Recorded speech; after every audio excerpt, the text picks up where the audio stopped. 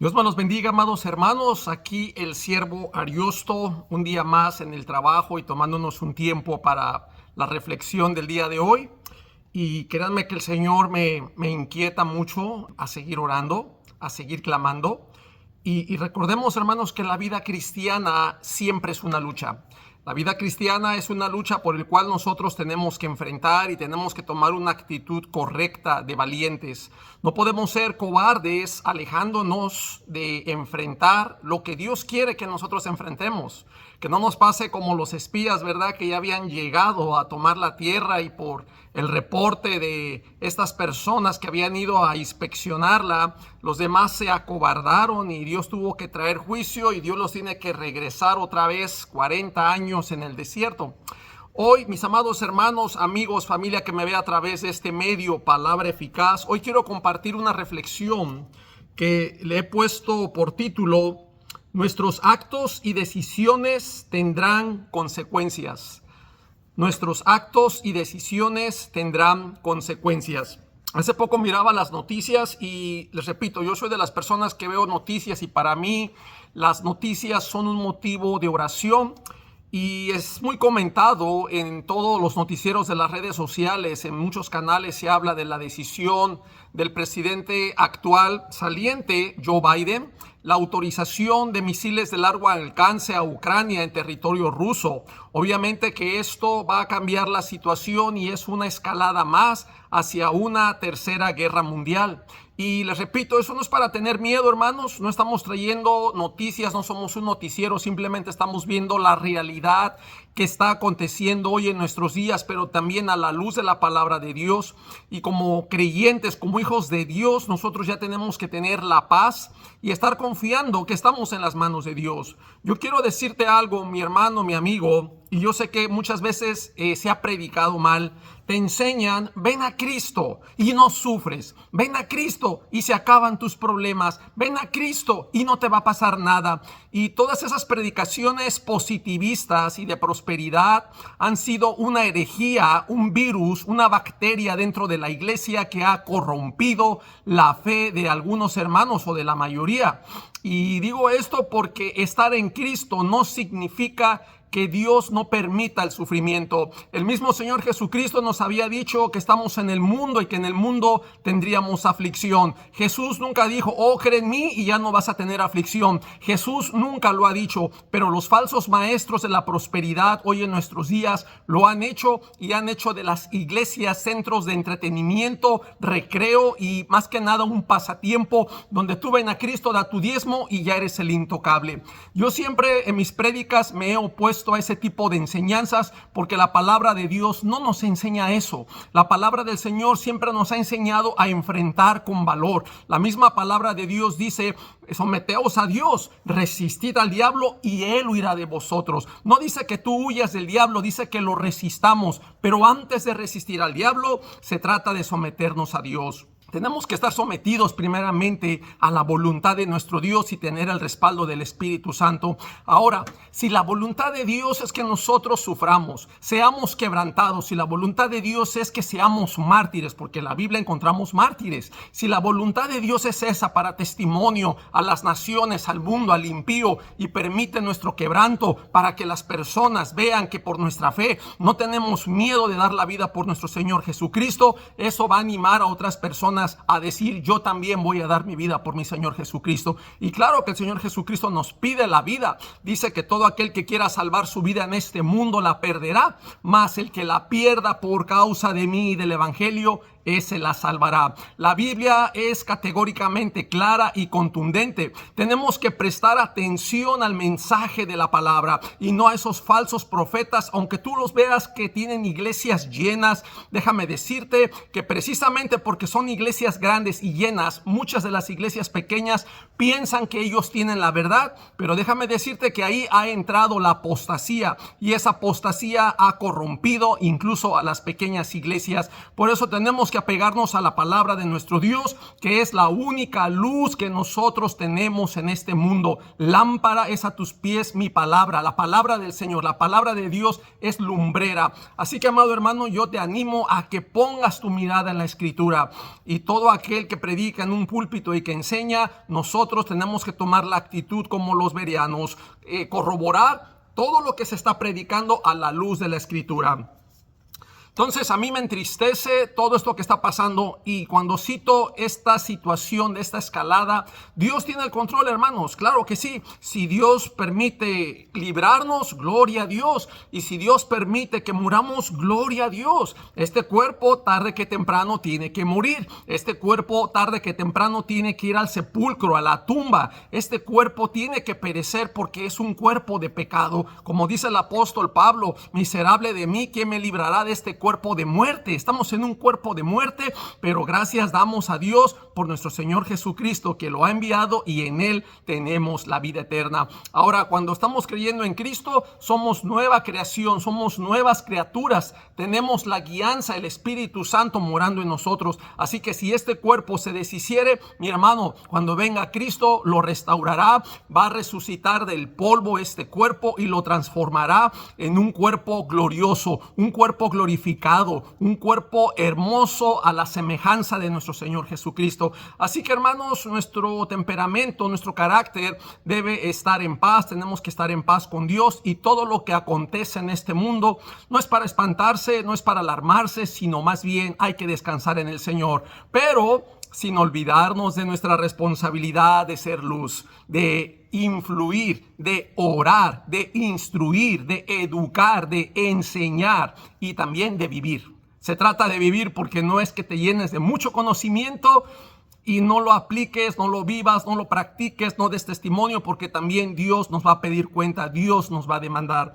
Así que, amados hermanos, nuestros actos y nuestras decisiones siempre tendrán consecuencias. Quiero resaltarte 3 verdades en base a esto. Número 1, es importante que los hombres tengamos el temor de Dios. Vea cuán importante es tener el temor de Dios, hermanos, porque el temor de Dios te va a hacer detenerte de tu maldad. El temor de Dios va a detenerte de tu pecado. El temor de Dios va a hacer que tú te alejes. ¿Por qué? Porque cuando tú tienes el temor de Dios, tu preocupación está en agradar a Dios. Tú temes a Dios y lo vas a pensar 2 veces. Porque está en ti, es tu decisión. Dios no te va a forzar, Dios no te va a obligar. Tenemos libre albedrío, eso significa que tú eres libre de decidir. Conoces lo bueno y lo malo, pero tú sabes qué es lo que le agrada a Dios. Y hay personas que, aunque conocen la voluntad de Dios, hay personas que se agradan en su carne, en sus deleites, en sus placeres, y aún así ignoran la ley de Dios y siguen viviendo como les da la gana. Entonces, cuando hay temor de Dios, te detienes y dices: no, a Dios no le gusta esto, Dios me va a pedir cuentas. Ahorita estoy en un cuerpo, pero tarde que temprano un día voy a estar en la presencia del Señor y voy a dar cuenta de esto. Debemos de tener el temor de Dios. Déjame decirte, amado hermano, que el Proverbio capítulo 16, versículo 6, dice: con misericordia y verdad se corrige el pecado, y con el temor de Jehová los hombres se apartan del mal. Cuán importante es el temor de Dios en la vida de los hombres. Cuando hay temor, amado hermano, nos apartamos del mal, pero cuando hay temor de Dios, también venimos a la obediencia, a la instrucción de Dios. Obedecemos la ley de Dios, empezamos a vivir los principios de Dios, lo que el Señor nos dice: vivir en el amor, vivir en la mansedumbre, vivir en la humildad, vivir en la reconciliación, en el amor, en el perdón, en la justicia, en tantas cosas que Dios nos demanda, que el pueblo de Dios el día de hoy solamente conoce la ley, pero no la aplica, y simplemente van a la iglesia en busca de emociones, en busca de prosperidad, que le pongan la mano, que lo tiren, que hablen lenguas, que se retuerza como un cable eléctrico, y quieren prosperidad y cielos abiertos y bendiciones y que les den cosas, pero realmente no están viviendo sujetos a la voluntad de Dios. Cuesta, sí cuesta, amado hermano, porque aquí es donde tenemos que dejar que el Espíritu Santo nos guíe y no vivir en nuestras emociones. Necesitamos el temor de Dios, amados hermanos, amigos, familia que me ve, para podernos apartar de todo pecado y de toda maldad. Este tema nuevamente lo quiero repetir: nuestros actos y decisiones siempre tendrán consecuencias. Así que la decisión que tú tomes de tener el temor de Dios o no, también tendrá su consecuencia. Déjame decirte lo que dice el apóstol Pablo en la epístola a los Colosenses, en el capítulo 3, versículo 25. Dice: mas el que hace injusticia recibirá la injusticia que hiciere, porque no hay acepción de personas. Vea que Dios no va a hacer acepción, Dios no va a hacer diferencias, Dios no tiene favoritos. Amado hermano, ve la instrucción de la Biblia, la enseñanza. Siempre tenemos que ver la palabra. Aunque Moisés fue el llamado de Dios y dice la palabra de Dios que no hubo otro que hablara cara a cara como Moisés, déjame decirte que el pecado de Moisés, la falta que él tuvo, que no le permitió entrar a la tierra prometida, que Dios no se la perdonó. Así que no pienses que te la va a perdonar a ti. No se la perdonó a David tampoco. Y que dice la Biblia que David obraba conforme al corazón de Jehová. Hombres que tuvieron el temor, hombres que se arrepintieron. Que claro que David fue un hombre que también tuvo pecado y se muestra el pecado. Porque en ese caso, imagina si hubiera sido un superhombre. Pero esto precisamente nos habla de su humanidad. Y como cualquiera de nosotros, David obró en favor, en obediencia a la ley de Dios. Y eso fue lo que agradó a nuestro Señor, a nuestro Dios. Necesitamos, amados hermanos, reconocer que Dios tiene el control, sí, pero que también somos responsables. Y las decisiones que tomemos, los actos que hagamos van a tener consecuencias. Y quise citar yo este pasaje de Colosenses 3:25, porque aquí este pasaje es bien claro. Dice que el que hace injusticia recibirá la injusticia. El mundo lo llama karma, como cuando tú haces algo y se te vuelve, ¿verdad? Pero aquí la Biblia es clara. El mismo Señor, nuestro Dios, por medio del apóstol Pablo, el Espíritu Santo, inspirando a Pablo, dice que el hombre, la injusticia que hiciere, esa recibirá. Vea, una tremenda enseñanza. Esa injusticia que tú cometes. Por eso, mi amado hermano, yo trato de compartirte esta palabra para que tengas el temor de Dios y lo pienses dos veces al robar. Cuando tú robas, alguien te va a robar. Cuando tú mientes, te van a mentir. Cuando tú engañas, te van a engañar. Cuando tú empiezas a ejercer lo malo, hermano, lo malo te va a venir. En la semana yo meditaba en un proverbio que me gustaba mucho, que dice que el que paga mal por bien, dice la palabra, que el mal no se apartará de su casa. Porque hoy en día hay mucha ingratitud. Tú quieres hacer lo bueno, ayudar a las personas, les prestas dinero, esas personas se esconden, ya no van, te abandonan, te traicionan. Pero ¿sabes qué? Hay que descansar en el Señor. Hay que entregarle al Señor nuestras cargas. Hay que darle al Señor a esas personas que nos hicieron mal y nosotros siempre bendecirlas. Nosotros siempre vamos a bendecir, amado hermano, porque es la manera que también Dios nos va a bendecir. Dice la Biblia que no maldigáis, no vamos a devolver mal por mal, que es lo típico. A mí me hacen un mal, ahora me la pagas, ahora yo me la cobro. No, la Biblia nos enseña a dejar a Dios esa venganza, esa justicia. Mire, amado hermano, cuando la palabra del Señor dice que nosotros no nos venguemos, sino que dejemos toda venganza a Dios.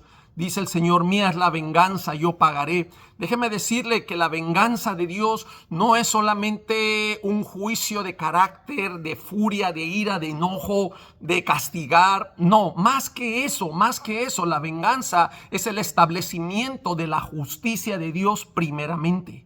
Es la justicia. El que Dios tome venganza, Dios está haciendo justicia. ¿Por qué? Porque miró una injusticia. Y obviamente el carácter de Dios en su naturaleza, Dios es santo, Dios es justo, Dios va a establecer justicia. Entonces, cuando Dios hace venganza, cuando dice mía es la venganza, tú no tienes que hacerla, déjasela al Señor. Y déjame decirte que el Señor lo hará mejor. Nosotros a veces nos queremos vengar, pero a veces lo hacemos mal o no sabemos cómo. ¿Sabes qué? Déjaselo al Señor. El Señor lo va a hacer 1000 veces mejor que tú y que yo. Descansemos en el Señor. La venganza es del Señor, porque la venganza del Señor es el establecimiento de la justicia. Dios siempre va a hacer justicia. Nosotros tenemos que ser temerosos de Dios. Tenemos que obrar en el conocimiento de Dios en toda obediencia y sujetarnos al Señor, porque cuando estás sujeto al Señor, cuando estás en sometimiento, puedes resistir al diablo, puedes resistir al enemigo y ellos van a huir. Lo dice la palabra, ellos van a huir de ti. Pero cuando tú estás sometido a la voluntad de Dios, cuán importante es someterte. Cuando no estás sometido a Dios y estás en tu rebelión, en tu pecado, déjame decirte que el Señor te deja y las consecuencias las vas a sufrir.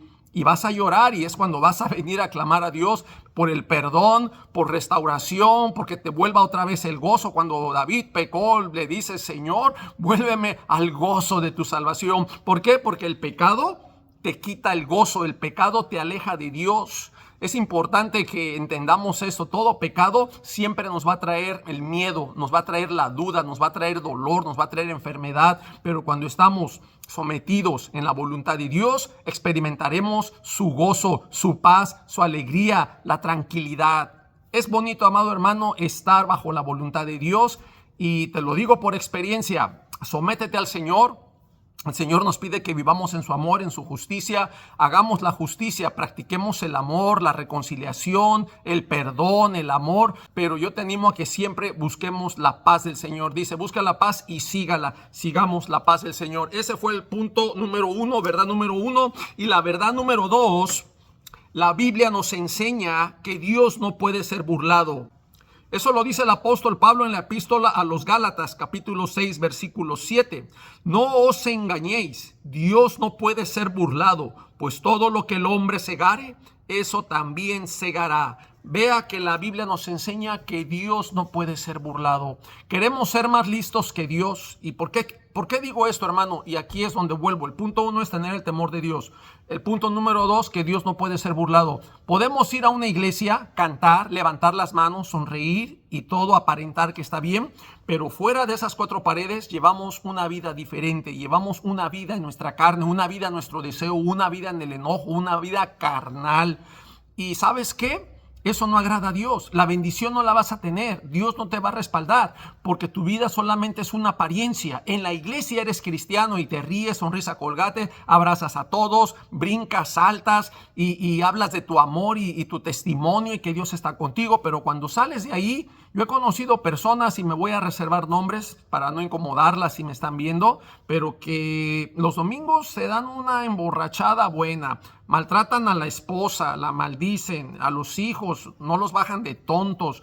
Son personas que están viviendo en el deleite de su carne, en el enojo de su carne, en la ira, gritería, violencia, en celos.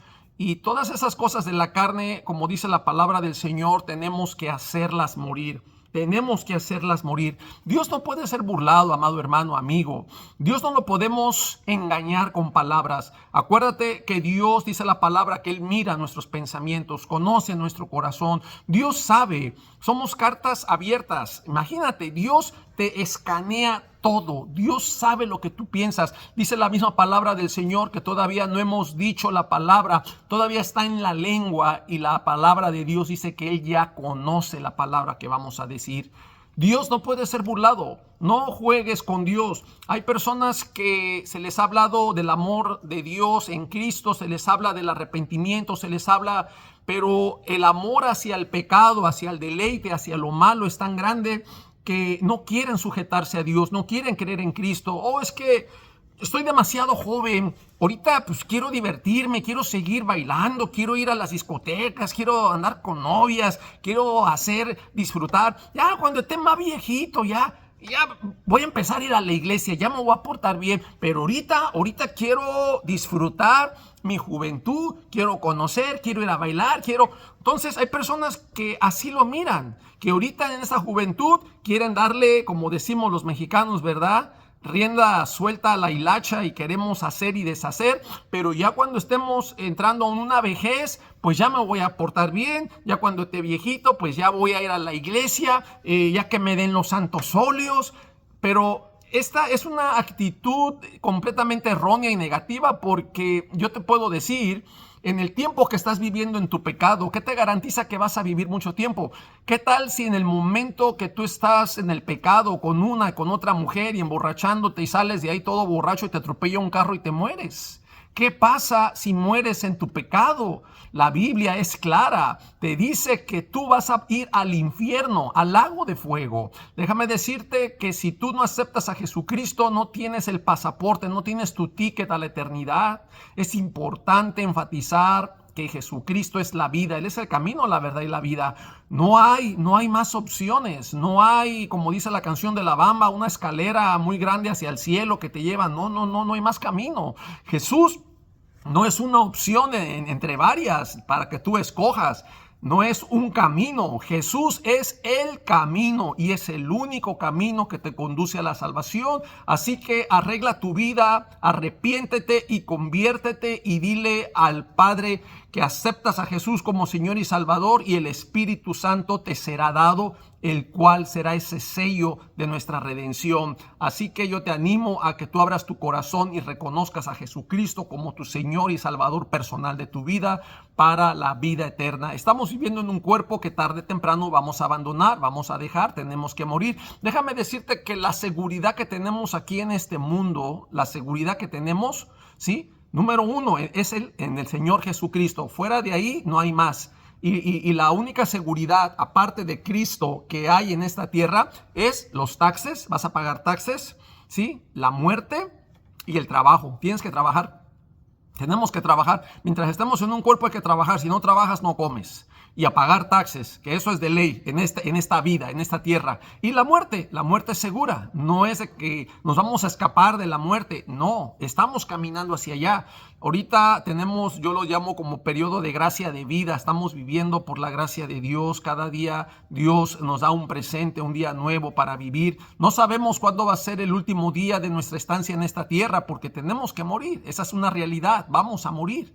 Y lo importante es estar alineados a la voluntad de Dios. Lo importante es tener a Jesucristo como Rey y Señor, como nuestro abogado y el sello del Espíritu Santo para entrar en la eternidad. Claro, vamos a entrar en la eternidad todos, pero unos al paraíso con Jesucristo y otros al lago de fuego, otros al infierno. Te guste o no, esa es la ley que Dios ha establecido y está en la palabra de Dios. Así que Dios no puede ser burlado. Dios conoce tus pensamientos, Dios conoce tu corazón. Dios sabe aún la palabra que vas a decir antes de que la digas. Aún todavía la palabra está en tu lengua y dice la Escritura que Dios ya la sabe.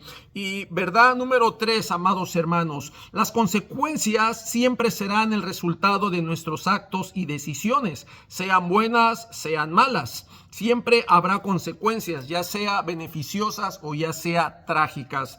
Déjame decirte, amado hermano, que el ejemplo que te ponía de esa persona que quiere vivir en su pecado, en su juventud y disfrutar, eso va a tener consecuencias si la muerte le sorprende, y la consecuencia será trágica. Igual las decisiones que tú tomes, si ahorita tú decides acercarte a Jesucristo, decides entregar tu vida, tú sabes que partirás con el Señor al tiempo que Él te llame, porque nosotros no tenemos garantizado el día de mañana. Nadie tiene garantizado el día de mañana. Cada día que vivimos es por la gracia de Dios, por su misericordia. Él hoy nos concedió vivir, Él hoy nos los prestó. Gracias a Dios tenemos vida, podemos trabajar, tenemos salud, pero de la noche a la mañana a veces nos cambia la vida. A veces llevamos mala alimentación, al rato te empiezas a sentir mal, vas al hospital, te hacen un análisis, el doctor te dice que tienes cáncer, tienes leucemia y nomás te da 3 meses de vida. Y pues bueno, ahí tendrás tiempo ya de arreglar tu casa, de ponerte a cuenta con Dios, ¿verdad? Casos tristes, pero ya ponerte un tiempo, sabes que vas a enfrentar la muerte, tu cuerpo se va a deteriorar, la enfermedad va a acabar con tu cuerpo y obviamente pues va a ser triste, y más si tu familia depende de ti, que tú vas a dejar solo a tu esposa, a tus hijos, y que tú estás enfermo y que no hay nadie más que vele por tu familia. Entonces la situación cambia, es una situación triste, trágica, dolorosa y penosa también para la familia. Por eso siempre hay que estar agarrados de Dios, hay que confiar en Dios, depender de Dios, que nuestra paz está en Él, nuestra tranquilidad está en Él, y que lo que Dios decida, Él va a proveer también. Dios abre caminos donde pensamos que no hay. Hay un canto que dice, sendas Dios hará donde piensas que no hay. Y yo confío en eso y yo trato de vivir cada día agradando a Dios, y Él abrirá las puertas, las que van a ser de bendición, pero también Dios cerrará las puertas que sean incorrectas, porque siempre le digo a Dios, guíame por tu sendero de justicia, guíame a tu verdad, guíame a hacer lo bueno, dame la sabiduría para vivir cada día agradándote. Ayúdame, Señor. Y he aprendido a humillarme, he aprendido a confiar en Él, a abandonarme. Y créanme, hermanos, que vivir en Cristo hay una paz interna, que vivimos en un mundo caótico de problemas, que hay virus, que hay guerras, que hay crisis, que hay inflación, lo que sea, todo lo negativo, las noticias negativas de este mundo que nos estresan, el estrés te acaba, te causa enfermedades, pero cuando estás en Cristo, hermanos, es ahí donde caminamos sobre las aguas. Cuando estamos en Cristo, podemos estar por encima de esa problemática y podemos tener la paz, como dice un canto, ¿verdad? Paz en medio de la tormenta. Estaremos en esa tormenta, la atravesaremos, pero tendremos esa paz que solo Dios nos puede dar, esa paz que de pronto no la podemos entender, esa paz que no entendemos, pero que viene de Dios por medio del Espíritu Santo y que nos hace vivir confiados y tranquilos. Es hermoso, amado hermano, cuando tú te abandonas en las manos de Dios. Todo tendrá su consecuencia, amado hermano, todo. El que alguna persona también, amado hermano, se arrepienta y se convierta a Dios, déjame decirte que no es ninguna garantía de que a veces Dios nos quite las consecuencias. ¿Por qué estoy diciendo esto? Porque el tema se llama así, que nuestros actos y decisiones tendrán consecuencias. Yo he conocido testimonios de personas que anteriormente eran drogadictas o prostitutas que se convierten al Señor. Y a pesar de que se arrepintieron y entregaron sus vidas al Señor y se convirtieron, a veces las secuelas de su pasado tuvieron consecuencias. Hay personas que se convirtieron al Señor, pero siguieron con el SIDA. En el tiempo que compartieron agujas, drogándose, se contagiaron de SIDA. Ya alinearon sus vidas, se arrepintieron, ya no practican la drogadicción, ya no practican la prostitución, ya asisten a una iglesia y esas personas siguen enfermas a causa del pasado, contrajeron SIDA. Y yo no digo que Dios no es poderoso para sanarlos, claro que es poderoso, pero déjame decirte algo. Y aquí quiero que entiendas, en la voluntad de Dios, Dios es soberano. Dios decide. Claro, podemos clamar, rogar. Yo no dudo que Dios no tenga el poder, pero a veces a Dios no le place. Dios nos deja esa consecuencia a manera de un testimonio. Dios es sabio, amado hermano, y no vamos a contender con Dios. Yo no estoy diciendo que Dios no pueda sanarte. Dios tiene el poder. La Biblia dice que no hay nada imposible para Dios. En ningún momento se cuestiona el poder de Dios. No hay nada imposible. No dudamos ni cuestionamos, pero aquí tenemos que entender la voluntad. Porque yo te voy a decir algo y un ejemplo que te quiero poner a la luz de la palabra. Cuando David pecó con Betsabé, una de las cosas que Dios le manda al profeta Natán, y el profeta Natán le cuenta una historia, ¿verdad? Y el mismo David reconoce que la persona, el hombre rico que tomó la corderita de ese hombre pobre, sabiendo que el hombre rico tenía más, no tomó de lo suyo para darle al caminante que venía a él, sino que le quita la corderita a ese hombre pobre. El mismo David establece, él hace juicio y dice que el hombre que hizo eso es digno de muerte. Vea, ahí dice, debe morir y tiene que pagar la corderita con 4 tantos, dice. Vea, qué interesante, él hace juicio. Y el profeta Natán le dijo, ese hombre eres tú, ese hombre. Y él reconoce, David reconoce que pecó. Vea esa historia, está en el segundo libro de Samuel, en el capítulo 11. Usted lo puede leer, más detalle. Yo no puedo expandirme mucho por el tiempo también de esta corta reflexión, pero usted lo puede leer. A lo que quiero llegar con David, que uno de los juicios que Dios le dijo, ¿verdad? Obviamente, ya lo había dicho, el tal hombre debe morir. Él había pecado, él había ahora sí que tomado a Betsabé, la esposa de Urías Eteo, para hacerla su mujer, y a Urías lo mató a filo de espada de los hijos de Amón. Imagínense, lo entregó, le ponen la carta donde dicen pónganlo en lo más recio de la batalla y aléjense de él para que muera. Entonces a Dios no le agradó eso. Eso también él cometió adulterio.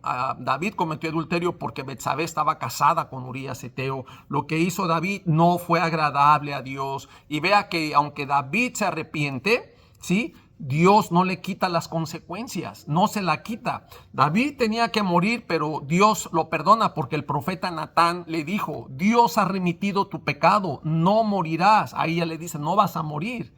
Pero viene el juicio, ahí está el juicio de Dios, pero la espada no se apartará de tu casa. Y usted puede seguir leyendo más adelante todo lo que David sufrió con la familia, con los hijos. Vemos que el hermano, uno de los hijos de David, medio hermano de Tamar. Tamar era hermana de Absalón, y el que la violó se llamó Amnón.